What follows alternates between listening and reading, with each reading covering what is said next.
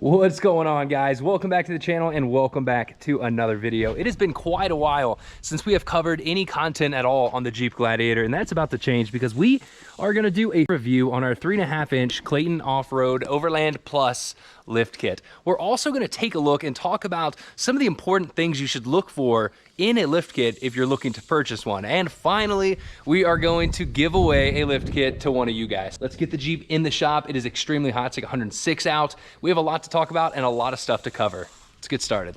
Cassie and I have owned the Jeep Gladiator for 3 years now. We actually bought it back in June 2019, so a little over 3 years. We've put 41,000 miles on it already, and for those of you that have been around the channel for a while, you've seen the progression that we've built the Gladiator with. You know, we started off with its stock, of course, put 35s on it, did the TerraFlex 1.5-inch leveling kit, did the Iron Rock Offroad 2-inch leveling kit, or the spacer lift, and then finally we ended up with the Clayton Offroad 3.5-inch full suspension lift.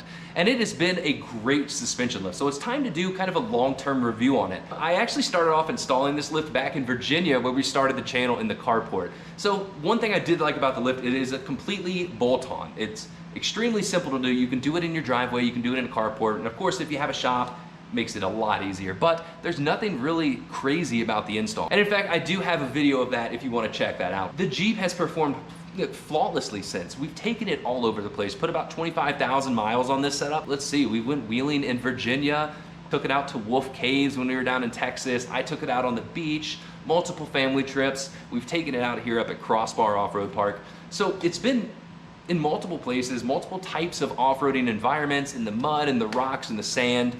And the suspension itself has held up amazing. This is one of the first suspensions I've actually owned where it's completely maintenance free. I've installed it and I really haven't touched it whatsoever. There's no maintenance. It's kind of crazy. So alongside with being maintenance free, the off-road capability of this suspension kit is pretty freaking sweet. We got a ton of flex, silent operation. This thing doesn't make any squeaks, no clunks, nothing. It is just all around a very simple lift kit, but that's kind of what Clayton does. They build a simple kit that just flat out works, but they make sure that it is extremely high end and you're not gonna bust anything out on the trails. You'll see what I'm talking about in a little bit when we take an up close look at what you should be looking for in a lift kit for your Jeep. Now to back it up some, the on-road driving. This drives extremely nice on the road for how capable it is off-road.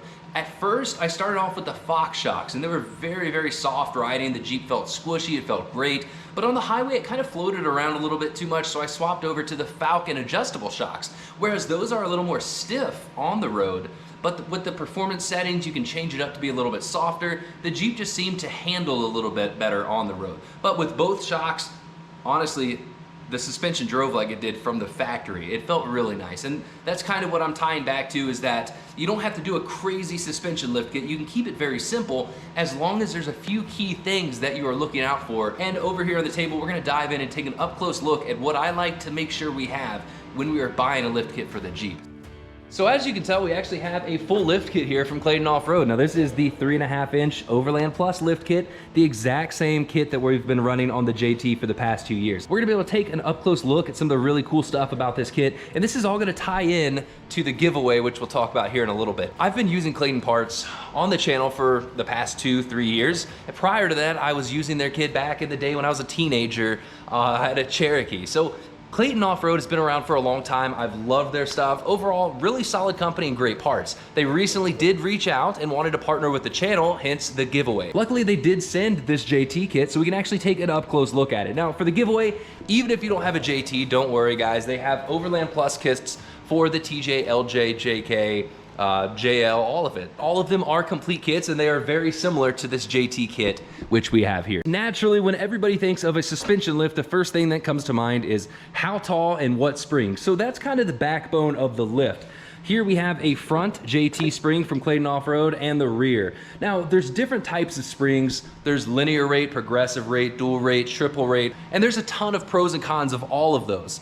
Clayton keeps it simple with the front. They keep it very close to OEM with a linear rate spring. Now for the rear, they go with a triple rate spring, which is gonna kind of help with the payload capacity of the JT. But either way, when it comes down to it, your springs need to be able to ride nice and soft.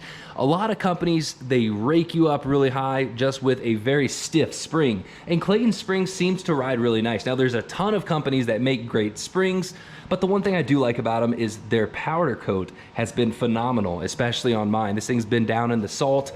They use a really good powder coating, high-end zinc content, and honestly, I haven't had any issues with the spring sagging or rusting on the JT, and as you can tell, it's still sitting extremely level. Now the next part of it is control arms, because once we lift our Jeep up, we're gonna need control arms, preferably adjustables, to recenter our axle, and that's really gonna help with our on-road driving characteristics. Now typically the higher lift you go, the more adjustable components you're gonna want. So with 3.5, 4.5 inch lift, it's best to go with all 8 adjustable control arms. So let's take an up-close look at one of these front lower control arms from Clayton Offroad. Make sure that you are getting adjustable lower control arms that are somewhat strong. Now Clayton does get a plus because their square control arms are extremely strong, and I haven't had any issues with them at all. Now going kind of hand in hand with control arms, we need to pick out what style control arm joints is gonna fit our style wheeling. I've been extremely impressed with these new gyro joints. I've talked about them in the install video, but what these are, it's kind of a mix between a flex joint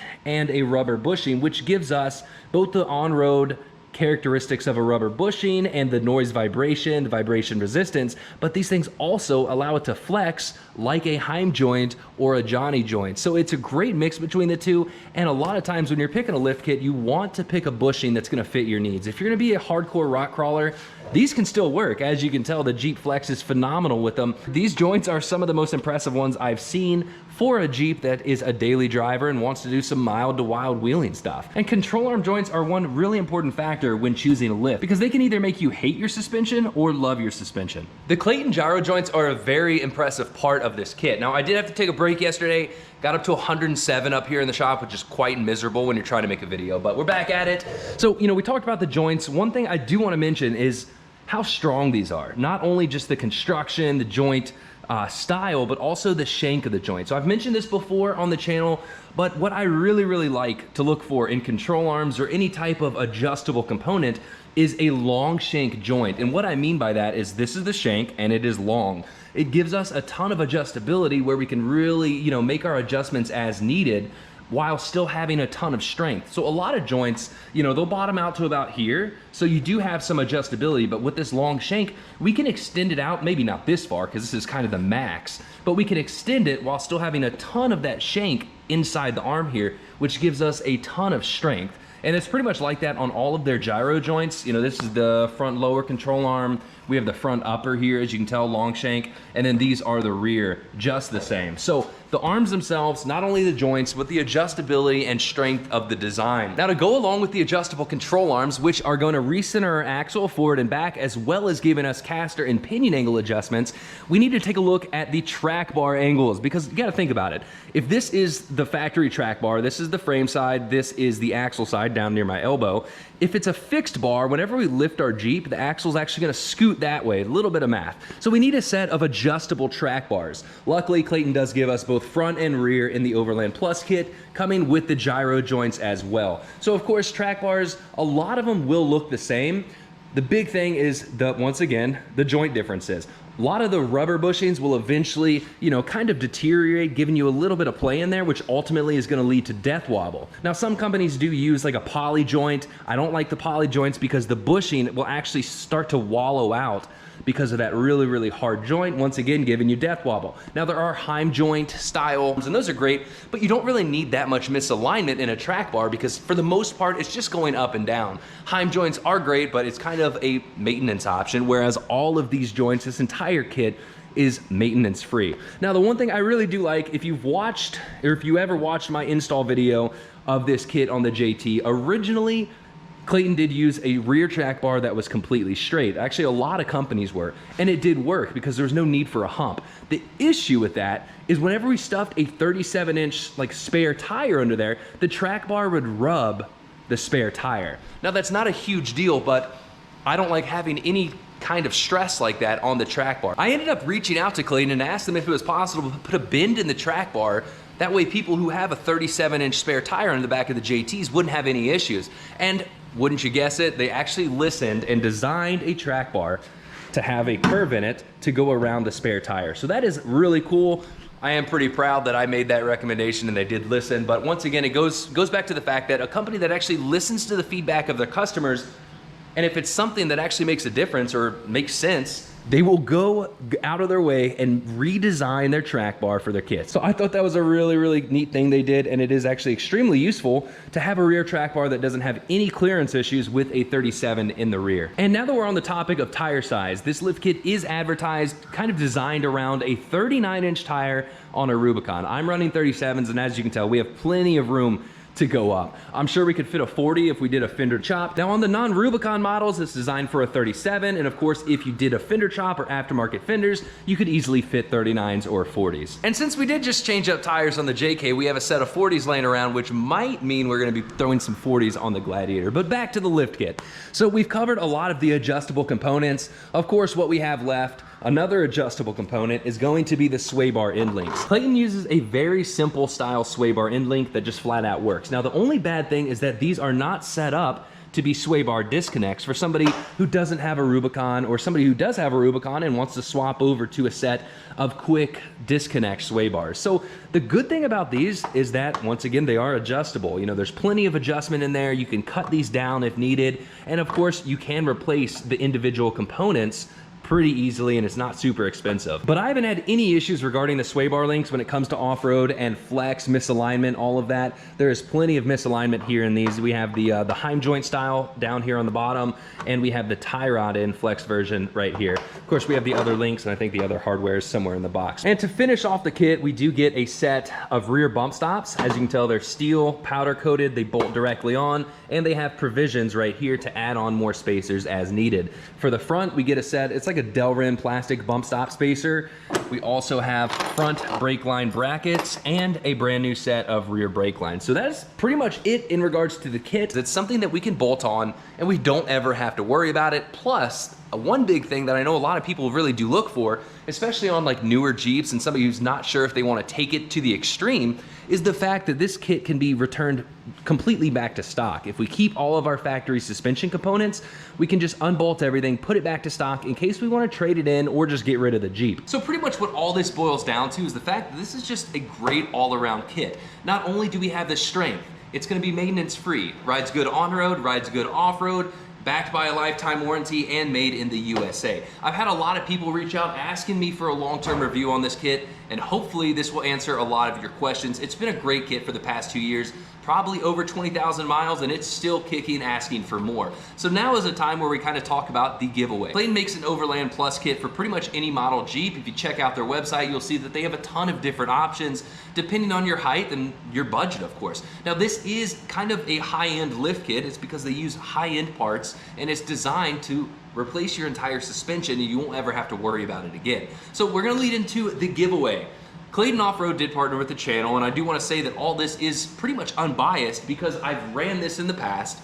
I love their stuff, and they recently did partner with the channel, and I wanted to make sure there's a way to give back to you guys. So, doesn't matter what Jeep you have. If you win, you are going to get an Overland Plus kit just like this for your model Jeep, whether it's a JK, JL, JT, TJ. We're going to keep the giveaway pretty straightforward and simple. In the past, I've done a ton of giveaways on the channel, but of course nothing this big. Normally you go down to the comment section, tell me you like to be entered, and of course that is still the case. That way it's 100% free for everybody to enter. All you have to do is go down below to the comment section, tell me what model Jeep you have, and that you would like to enter the Clayton Offroad Overland Series giveaway. Now on top of that, there is an extra way for those of you to support the channel and get some extra entries into the giveaway. All you have to do is go to the YouTube channel, my YouTube channel, JK Gear and Gadgets. At the top, there's a membership option. For those of you that do want to help support the channel even further, it's like a 99-cent membership fee, and you'll get 5 extra entries into the giveaway. So hopefully that's fair for everybody. I really do hate asking for money or joining memberships in regards to a giveaway, but this is a pretty big ticket giveaway, and it allows you guys to support the channel if you want. If not, I totally understand.